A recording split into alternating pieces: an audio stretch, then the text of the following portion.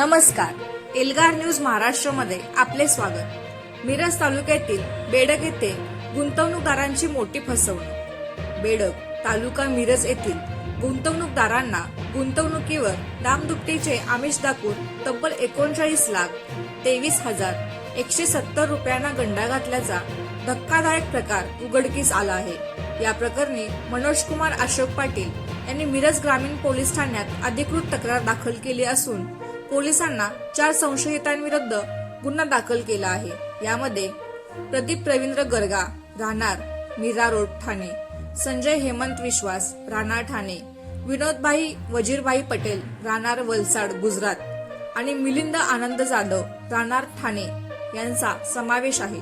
मिळालेल्या माहितीनुसार या चौघांनी मिळून मनोज कुमार पाटील त्यांच्या इतर साथीदारांना एका कंपनीत पैसे गुंतवल्यास अल्पावधीत दामदुप्पट परतावा देण्याचे प्रलोभन दाखवले होते। या विश्वासापोटी गुंतवणूकदारांनी एकूण 39 लाखांहून अधिक रक्कम संबंधितांच्या कंपनीत गुंतवली। मात्र गुंतवणुकीची मुदत संपल्यानंतरही वारंवार मागणी करूनही या संशयितांनी परतावा देण्यास टाळाटाळ केली। आपली फसवणूक झाल्याचे लक्षात येताच पाटील यांनी पोलिसात धाव घेतली। सध्या मिरज ग्रामीण पोलीस या प्रकरणाचा अधिक तपास करत आहेत।